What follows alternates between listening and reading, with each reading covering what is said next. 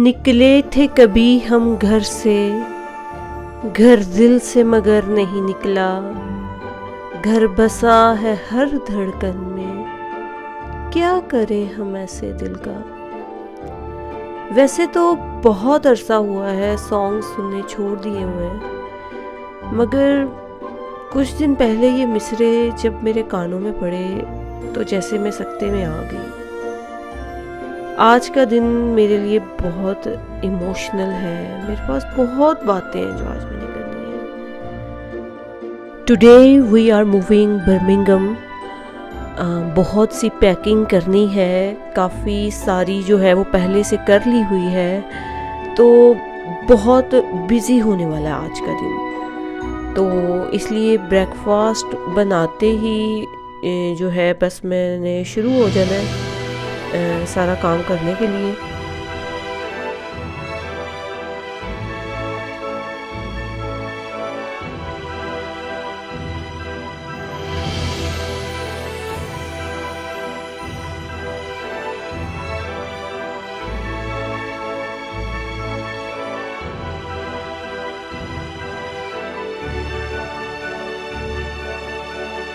बड़ा वाला जो है वो नर्सरी गया हुआ है, और जबकि ये छोटे को फ़ोन पे कार्टून्स लगा के दिए हुए हैं, क्योंकि टेलीविज़न जो है वो बबल रैप कर लिया हुआ है, और इसी तरह बाकी सामान भी उल्टम पुल्टम पड़ा है, कुछ पैक है कुछ अनपैक्ड है। तो ये एक हकीकत है, हम जिस जगह रहते हैं वो हमें बहुत प्यारी हो जाती है, अगरचे शुरू में वो जगह कोई ख़ास पसंद भी ना हो, मगर वक़्त गुज़रने के साथ साथ ख़ुद ब खुद एक उन्स होना शुरू हो जाता है। वहाँ का एनवायरनमेंट है, वहाँ का जो गली मोहल्ला, ईच एंड एवरीथिंग वहाँ का सब अपना हो जाता है, और जब उसको छोड़ना पड़े तो ये आसान काम नहीं होता। वैसे तो हम माइग्रेंट हैं, पाकिस्तान से अपने बच्चों के और अपने एक अच्छे और सिक्योर फ्यूचर के लिए आते हैं, मगर उधर से इधर आने की जो कीमत चुकानी पड़ती है ना, आई मीन एक तो पैसों की फॉर्म में ज़ाहिर बातें होती है, और वो कोई कम भी नहीं होती, मगर यहाँ पर ख़ास तौर पर जो मेरा मतलब है वो एक इमोशनल कीमत से है। एक इमोशनल कीमत की मैं बात कर रही हूँ। इस बात को मैं इस तरह से एक्सप्लेन करती हूँ कि जब हम छोटे थे ना, हमने अपने नाना नानी दादा दादी देखे हुए हैं, उनके साथ वक़्त बिताया हुआ है, उनके साथ हमारी अनमोल यादें हैं, हमें याद है वो क्या कहते थे क्या करते थे। तो यही अगर मैं अपने बच्चों के लिए सोचूं तो उनके साथ क्या हुआ। एक सिक्योर फ्यूचर के लिए हम दूर आ तो गए, मगर हमारे बच्चे अपने ग्रैंड पेरेंट्स से दूर हो गए। हमारे बच्चों के पास ऐसी मेमोरीज नहीं होंगी जैसी हमारी पास है अपने ग्रैंड पेरेंट्स के लिए। हाँ, ये ठीक है, साल में एक आध बार वेकेशन होता है, हम जाते हैं उधर, लेकिन साथ रहने में और वेकेशंस में बहुत फ़र्क होता है। एक और बात अपनी जगह सच है कि हरकत में बरकत होती है। इस दुनिया में किसी भी इंसान की तरक्की का अंदाज़ा इस बात से लगाया जा सकता है कि वो कितनी दूर तक जाने की सलाहियत रखता है। जैसे इस बात को मैं एक एग्ज़ाम्पल से समझाती हूँ कि एक आदमी है, फ़र्ज़ किया, और कहीं भी आने जाने का जो उसका सोर्स है सिर्फ़ और सिर्फ टांगे हैं, तो वो अपनी टांगों के बल पे जितना ट्रैवल कर सकता है, हमको इस बात का अंदाज़ा है कि वो ज़्यादा से ज़्यादा कितना ट्रैवल कर सकता है ओनली अपनी टांगों की बेस पे। तो अब उसी आदमी को अगर कंपेयर किया जाए एक साइकिल वाले के साथ, तो ऑब्वियसली साइकिल वाला ज़्यादा दूर जा सकता है, ज़्यादा ट्रैवल कर सकता है उसकी निस्बत, यानी साइकिल वाला ज़्यादा तरक्की याफ्ता हो गया उससे। वही साइकिल वाला अगर मोटर बाइक ले ठीक है, तो उसकी मज़ीद तरक्की हो जाती है, यानी अब वो मज़ीद दूर ट्रैवल कर सकता है। ठीक है, तो अगर मोटर बाइक वाले को कंपेयर कर लिया जाए कार के साथ, तो कार तो मज़ीद दूर जा सकती है, मतलब ज़्यादा तरक्की। उससे भी ज़्यादा। और सिमिलरली अब जहाज़ तो और भी दूर जाता है ना, मतलब बहुत ज़्यादा तरक्की। यानी जो इंसान अपने रेफरेंस पॉइंट से जितना दूर जाने का कैपेबल है, जितनी उसमें ज़्यादा कैपेबिलिटी है दूर जाने की, वो उतना ज़्यादा तरक्की याफ्ता है। तो यहाँ पर रेफरेंस पॉइंट से हमारा क्या मुराद है, हमारी मदरलैंड, ठीक है ना। अच्छा, फिर इस बात के बाद ये भी ख्याल आता है कि अगर मदरलैंड से जो जितना ज़्यादा कैपेबल है दूर जाने का, वो उतना ज़्यादा तरक्की याफ्ता है, तो फिर ये जो गोरे होते हैं ये क्यों नहीं ट्रैवल करते, अपनी मदरलैंड को छोड़ के हमारे मुल्कों में क्यों नहीं जाते, जैसे पाकिस्तान है या इंडिया, बांग्लादेश, ऐसे मुल्कों में वो क्यों नहीं जाके रहते। तो इसका जवाब जो है ना वो मेरे पास ये है कि उन्होंने ना बहुत पहले ट्रैवल कर लिया हुआ है, बहुत साल पहले, जब हिंदुस्तान एक सोने की चिड़िया होती थी ना।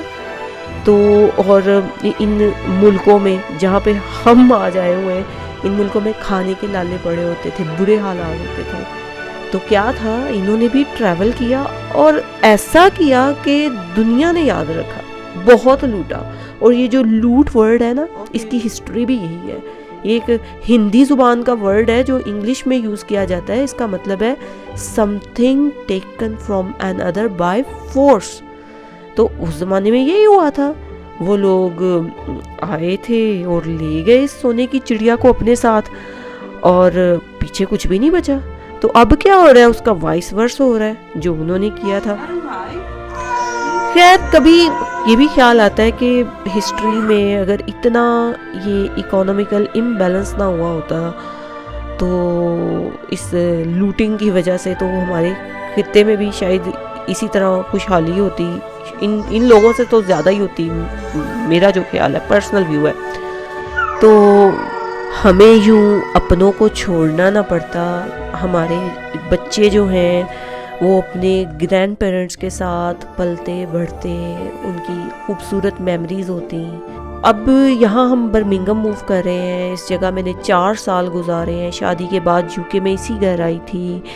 तो शुरू में तो दिल नहीं लगता था, मुश्किल था, मगर आहिस्ता आहिस्ता सब ठीक हो गया, बच्चे हुए, काम बढ़ते गए और बहुत अपनाइयत हो गई इस जगह से। अब इसको छोड़ कर जाना बहुत मुश्किल लग रहा है, मगर फिर वही बात कि हरकत में बरकत है।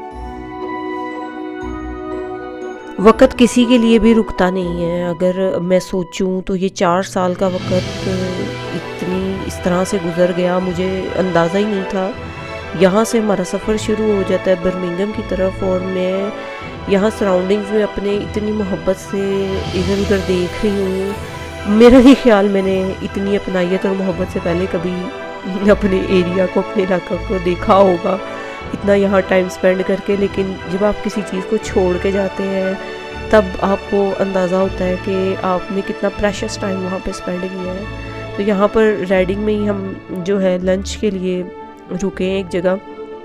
तो जो है हमने प्रेफर किया है कि हम देसी फूड जो है वो लंच में लेंगे बजाय KFC मैकडॉनल्ड जाने के।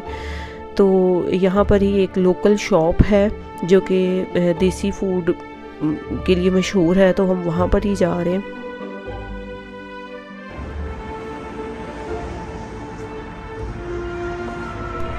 रिज़ूक, तो ये वो पॉइंट है जहाँ पर हम अक्सर देसी फूड जो है वो बाय किया करते थे। तो अच्छा, जब मैं यूके आई थी तो कुकिंग नहीं आती थी, मुझे बिल्कुल नहीं आती थी। तो घर में जैसा तैसा पकाना, लेकिन बाज़ औक़ात बहुत डिज़ायर होती थी कि कुछ ऐसा खाया जाए, समोसे या बिरयानी। तो अभी मुझे बॉइल्ड राइस नहीं आते थे, बिरयानी तो बिल्कुल भी नहीं, मैं सोच भी नहीं सकती थी कि कैसे बनानी, लेकिन एक खाने की दिल में ख्वाहिश भी तो होती है ना। तो ये रेस्टोरेंट हमारे बड़े काम आया था। तो इसी रेस्टोरेंट से हम बिरयानी लेके जाते होते थे, यहाँ की बड़ी खाई हुई है। तो मैं काफ़ी देर बाद जो है ये जगह देख रही हूँ, मैं वही अंदाज़ा लगा रही हूँ कि ये एक टेक अवे हुआ करता था बस छोटा सा, तो इन्होंने तो ख़ासा इम्प्रूव कर लिया है, एक रीज़नेबल सिटिंग एरिया भी बना लिया है। पहले तो बस फ़ोन पे बताओ कि हम क्या फ़लाँ चीज़ लेने आ रहे हैं, ये रेडी है, तो आके बस उठा के ले जाओ, तो कोई सिटिंग नहीं कुछ नहीं। तो लेकिन जो है बड़ा इन्होंने अपनी दुकान में अपनी शॉप में लुक दी हुई है कि हम देसी फूड जो है वो बेच रहे हैं। तो यहाँ पर ये बिरयानी आ गई है, बच्चों के लिए मैंने हैश ब्राउन्स मंगवाए थे।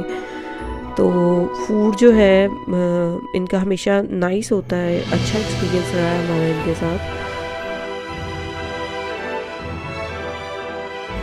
हम लोग आमतौर पर बहुत ज़्यादा अवॉइड करते हैं कि हमें बाहर से खाना ना पड़े, घर का ही जो है वो प्रेफर करते हैं, बिकॉज़ हमें पता है कि घर में खाना कैसे बना है, हाथ धुले हुए थे, खाना किस घी में बना था, ईच एंड एवरीथिंग जो है उसके बारे में हम श्योर होते हैं। लेकिन जब बाहर से खाना खाना पड़ता है तो वो श्योरिटी नहीं होती कैसे घी में बनाया गया, या जो इंटरनल कंडीशंस हैं सारी उनके किचन की वो नहीं जानता कोई।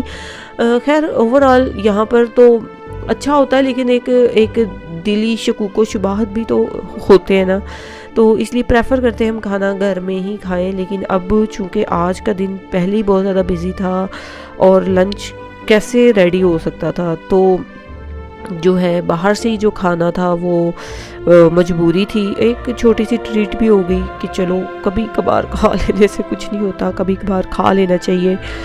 तो इतना तो हमारे बॉडी में इम्यूनिटी होती ही है कि इस तरह के जो खैर जो भी है पता नहीं है भी है कि नहीं, या ये मेरा शक है। लेकिन बाहर के फूड से हम अवॉइड ही करते हैं, बचना ही चाहिए जितना हो सके।